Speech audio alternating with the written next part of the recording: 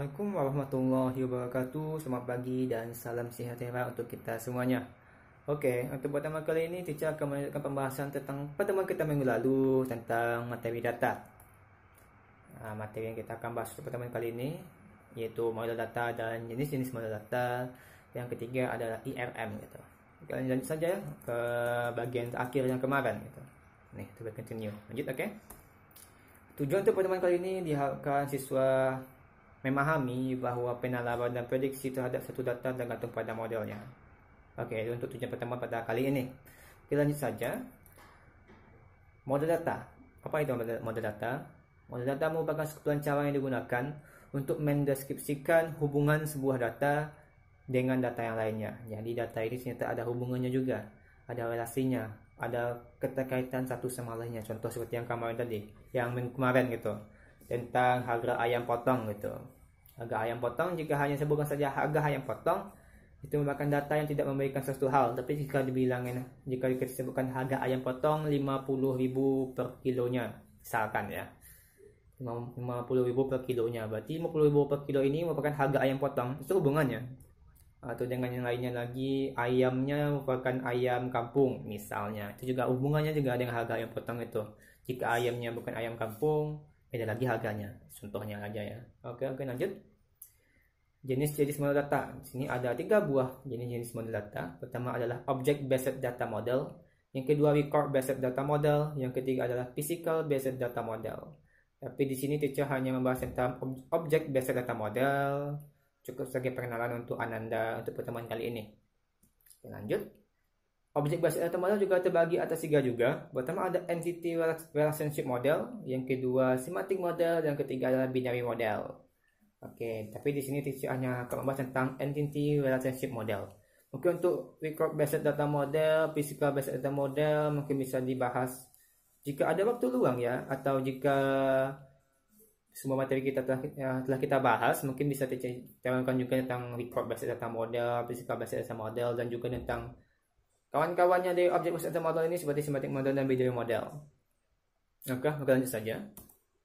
IRM, singkat saja, Entity Relationship Data Model atau IRM merupakan sebuah model yang digunakan untuk menjelaskan hubungan antara data kepada secara logik. Jadi secara logiknya ini, IRM ini menjelaskan berdasarkan objek juga ya, karena kan dia kan turunan dari object based data model. Jadi IRM ini ada komponen-komponennya juga gitu. Contohnya, komponen IRM ada entitas dan atribut. Entitas itu apa? Entitas itu merupakan segala informasi yang perlu disimpan. Contohnya seperti ini. Siswa itu data yang kemarin ya, contohnya. Ada data siswa, di mana data siswa itu ada NIS-nya, nama yang kelas, berarti siswa itu sudah menjadi sebuah informasi siswa, di mana informasi siswa itu ada NIS-nya, ada nama dan kelasnya.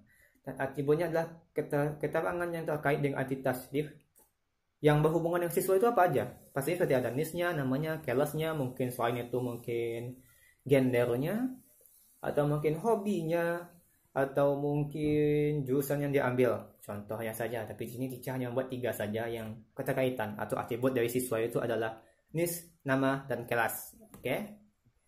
Lanjut. Relasi. Komponen yang ketiga adalah relasi, yaitu hubungannya. Hubungannya terjadi antara satu atau entitas. Jadi hubungannya itu akan ada banyak sekali pastinya. Pertama ada ini, ada jenis relasinya. Pertama ada satu ke many M-nya banyak, many ke satu, many ke many. Jadi ada hubungan satu hanya ke satu saja, satu ke banyak hubungan, banyak hubungan ke satu, banyak ke banyak hubungan. Contoh seperti ini ya, yang misalkan contoh yang kemarin, teacher mengajar siswa. Seorang teacher mengajar banyak siswa. Benar? Satu teacher mengajar banyak siswa. Jadi ketika masuk kelas, misalkan sekarang tentang mata pelajaran TIK, satu teacher menjelaskan materi dan TIK ke banyak siswa. Dan jika dibalikkan, banyak siswa belajar ke satu teacher. Itu benar, ya kan? Ketika di kelas, misalkan Anda ada 30 orang atau 20 orang dalam satu kelas, Anda belajar ke satu guru. Misalkan pada materi itu membahas tentang PKN, contohnya. Ke satu guru, itu contohnya, relasinya. Jadi bisa dibaca gitu, jadinya kan. Jadi siswa ini yang memiliki NIS, nama, dan kelas, dan teacher yang mempunyai ID teacher, nama teacher dan mata pelajarannya, ada saling berhubungan gitu informasinya. Jadi sini bisa jelas apa sih hubungan teacher dan siswa itu. Oke, itulah gunanya model jenis-jenis itu model datanya gitu. Oke, lanjut. Contohnya, ini adalah contoh yang kemarin tabel sekolah, tapi sini akan teacher berikan penjelasan lagi lebih lanjut. Di sini bisa dilihat ada NIS, nama, kelas, ID teacher, nama teacher, kode mapel dan mapel. Di sini teacher ada buat datanya seperti ini. Dengan NIS-nya 02, Stephen, kelas 11, dan ID teacher G04, Mona, kode mapel dan mapelnya kosong. Ini adalah contoh tabel yang belum normal atau contoh tabel apabila ketika Ananda mengumpulkan sebuah data dari berbagai sumber, ternyata data itu ada redundancy. Contoh data redundancy ini double datanya gitu. Datanya diulang lagi gitu. Sedangkan seharusnya NIS itu milik satu orang per itu, NIS itu harusnya unik gitu ya kan. Jadi satu informasi memiliki, misalnya NIS nama Ali harus mempunyai satu NIS sendiri. Stephen harus mempunyai satu NIS sendiri, Karen harus memiliki satu NIS sendiri gitu. Jadi datanya itu kalau ada data yang ganda seperti ini itu disebut dengan redundancy. Dan contoh lagi apabila ada data yang kosong, sedangkan data ini seharusnya harus diisi dan tidak boleh kosong, berarti ini contoh tabel yang belum baik gitu atau belum normal gitu. Oleh karena itu kita perlu ada proses normalisasi. Proses normalisasi itu merupakan proses penormalan data. Jadi data yang tidak normal seperti ini, data normal ada data yang dua, data yang berulang, ada data yang kosong, atau mungkin recordnya berhubungan, atau bagaimana, datanya mungkin tidak sesuai gitu, perlu dilakukan normalisasi data. Normalisasi datanya itu bagi atas 3 umumnya ya. Normalnya 3, atau mungkin jika lebih lagi pasti ada 4NF, 5NF, itu tergantung bagaimana data tabelnya juga gitu nantinya. Pertama kita cukup 3 saja untuk pengenalannya. Pertama 1NF yaitu normalisasi pertama gitu. Normalisasi pertama memastikan tidak adanya data error pada tabel. Itu tindakan pertamanya dari normalisasi data. Tingkat pertama yaitu yang error pada tabel itu seperti double data, redundancy, null data yang kosong, multiple data pada satu record seperti ini. Multiple data pada satu record yang mana seharusnya satu record itu memiliki satu nilai data sendiri harusnya ya kan. Yang kedua adalah normalisasi tingkat kedua yaitu memecah tabel berdasarkan primary key. Nanti jelaskan lagi. Jadi primary key itu kan contohnya NIS di sini. NIS ini merupakan primary key karena unik. ID teacher juga primary key karena unik. Kode mapel juga merupakan primary key karena unik. Jadi nanti akan dipecah dan dihubungkan. Apa sih hubungan NIS ini? NIS ini punya siapa sih atributnya gitu atau entitasnya gitu kan. ID teacher ini entitas siapa saja sih gitu. Kode mapel entitas siapa saja gitu. Hubungannya dengan siapa aja sih gitu. Nanti akan dipisahkan gitu. Yang ketiga adalah tidak dibolehkannya adanya atribut yang tidak bergantung pada primary key. Jadi apabila misalkan di tabel ini banyak gitu kan, ini kan cuma hanya 1, 2, 3, 4, ada 7 tabel saja, 7 atribut saja. Jadi apabila ada 10 atau lebih banyak atribut, bisa dipastikan ada atribut yang tidak berhubungan dengan primary key-nya gitu, atau tidak memiliki primary key-nya gitu. Jadi yang atribut seperti itu harus dihubungkan dengan data yang memiliki primary key gitu. Dia harus dihubungkan gitu. Tidak boleh data itu berdiri sendiri, nggak ada primary key-nya gitu. Oke, lanjut. Ini berdasarkan contoh pertama, normalisasi pertama berdasarkan contoh yang tadi. NIS yaitu 01, 02, 04. Jadi Stephen itu dihilangkan. Yang Stephen yang double dia dihilangkan 1, jadi 3 buah data. Kelasnya seperti ini, ID teacher-nya seperti ini, dihilangkan teacher yang tadi, dihilangkan ya. Ini ada buah teacher mana 2 buah dihilangkan, ditambahkan seperti ini. Jadi cuma 1, kode mapel sudah sesuai dan mapel juga sesuai. Jadi seperti ini. Jadi tabel itu harus seperti inilah, normal gitu, nggak ada errornya, nggak ada data-data yang aneh, nggak ada data yang kosong, pas dan sesuai gitu. Itu tingkatan pertamanya. Yang kedua, normalisasi tingkat keduanya, kita pisahkan primary key-nya. Ini contohnya. NIS merupakan primary key yang dimiliki oleh nama dan kelasnya. Nama dan kelasnya punya siapa? Siswa. Maka kita buat tabel siswa. Yang kedua adalah ID guru. Untuk tabel teacher-nya gitu. Untuk tabel teacher sendiri, oke, tabel teacher-nya. Primary key-nya apa? ID guru. ID guru ini apa? Ada namanya, harus hubungan apa namanya. Hubungan pertama sih nama dulu ya. Nama dulu.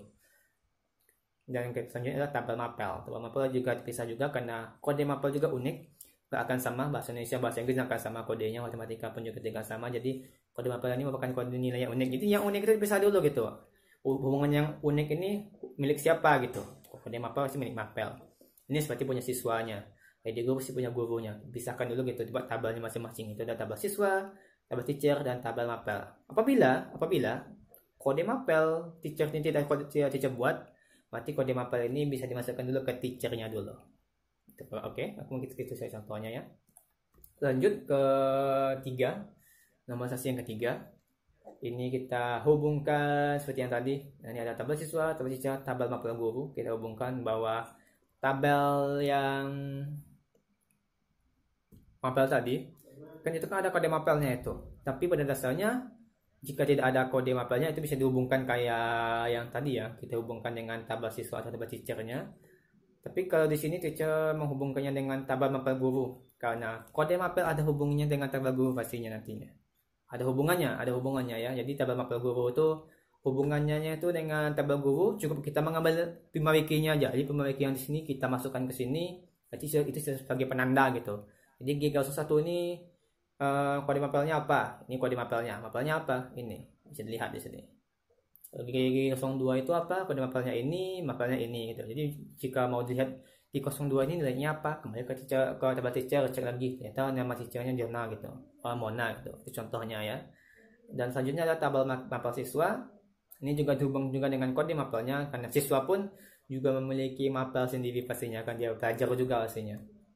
Contoh seperti ini. Misalkan yang kelas 10. Kelas 10 ini ada dua kan mapelnya. Bahasa Indonesia dan bahasa Inggris. Jadi yang kelas 10 ya bahasa Indonesia dan bahasa Inggris gitu. Tapi kok teacher NIS-nya kok sama? Ini kan sudah dinormalisasi. NIS-nya kok sama gitu. Pertama kan sudah dinormalisasikan. Jadi data itu nggak akan bermasalah lagi walaupun namanya sama gitu. 01 kok sama kan teacher? Ya nggak, kan sudah dinormalisasi di awal tadi. Kode mapelnya begini, ini kode mapel ini yang dipelajarinya, dan teachernya ini ID teachernya. Jadi kan jelas gitu nampak gitu bahwa siswa dengan nomor NIS ini mata pelajarannya ini diajar oleh gurunya ini. Oke, contohnya gitu. Oke, mungkin jika itu tampilannya, dan jika dibuat seperti IRD-nya, IRM ya maaf ya, IRM-nya, salah tulis IRM-nya, maka akan tambah seperti ini. Pertama teacher ada nama guru, ID guru, dan nama gurunya. ID guru teacher berikan tanda garis di bawah sebagai tanda primariki. Teacher mengajar siswa ada atributnya ini. Oke, bisa lihat ini. Satu teacher mengajar banyak siswa belajar ke satu teacher. Setiap teacher memiliki mata pelajaran tersendiri gitu, satu hubungannya. Dan setiap siswa mempelajari banyak mata pelajaran. Iya kan, benar kan, mata pelajarannya. Jadi setiap siswa itu mempelajari ya namanya juga siswa, ada belajar matematik, bahasa Indonesia, bahasa Inggris, PKN, TIK, agama, dan lain-lainnya. Kan benar. Jadi kan ini IRM ini menjelaskan bagaimana hubungan antara datanya gitu. Jadi ya orang lain bisa paham gitu. Data ini hubungannya bagaimana? Data ini untuk apa? Informasinya apa? Hubungannya bagaimana? Oke, itulah maksudnya gitu ya kan. Oke, lanjut. Mungkin cukup untuk pertemuan berikutnya. Mungkin cukup untuk pertemuan kali ini. Terima kasih atas perhatiannya. Sampai jumpa di pertemuan berikutnya.